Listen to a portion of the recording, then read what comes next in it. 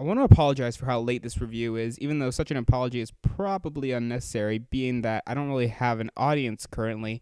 But nevertheless, I was supposed to review this movie at the beginning of September, but I'm in high school and summer had just ended, so life got really busy really fast.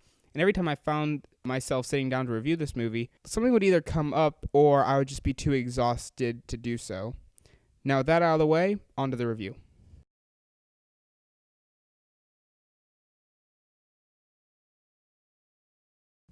Kick-Ass is a very interesting movie for me because when I first saw it, I was around 10 or 11 years old and I didn't really like it very much, probably because it wasn't exactly what I was expecting.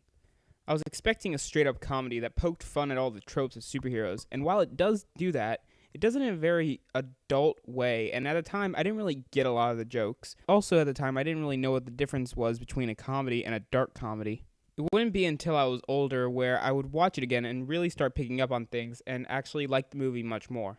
Kick-Ass follows Dave, a socially awkward comic book nerd who decides one day that he's just gonna put on a costume and become a superhero, thinking that it'll be as glamorous as it is in the comics, but soon realizes that the real world is far more dangerous than the comic book one. As Kick-Ass gains more and more popularity due to a video of him successfully stopping a mugging going viral, he eventually meets Red Mist, who's the son of the main antagonist of the film, and Hit Girl and Big Daddy, who are the real stars of the show.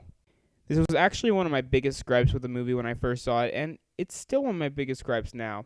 And no, I'm not talking about how violent Big Daddy and Hit Girl are, or the fact that most of the raunchy humor comes from an 11-year-old girl. Those things are all awesome and entertaining in this context. Rather, my complaints are that this is more of Hit Girl and Big Daddy's story, and Kick-Ass is sort of just there observing everything. And that would have worked, except this is supposed to be Kick-Ass's story. He's the title character. In an interview with one of the creators of the comic book, he said that the idea really started off as being centering around Hit Girl and Big Daddy, and all the Kick-Ass stuff came later on. And that makes perfect sense because that's exactly what this feels like. This is one instance, however, where changes were made from comic to movie that are actually better than the original source material.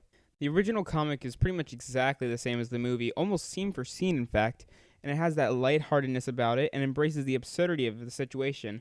However, in the comic, at a certain point in the middle, it takes a drastic turn to being very dark and depressing, and the violence doesn't feel like fun violence, it just feels like disturbing violence. The movie changes this, however, and makes it so that the lighthearted, fun tone never leaves. Everything feels very tongue-in-cheek, and it's a fun viewing experience no matter what.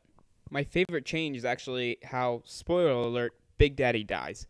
In the comic book, it's very over-the-top and gruesome, and while in the movie it's still very over-the-top, it's nowhere near as gruesome as it is in the comic, and it serves as a very sad but nice moment between Hit Girl and Big Daddy. All in all, Kick-Ass is a fun time, and I highly recommend you see it if you haven't already. Thanks for watching.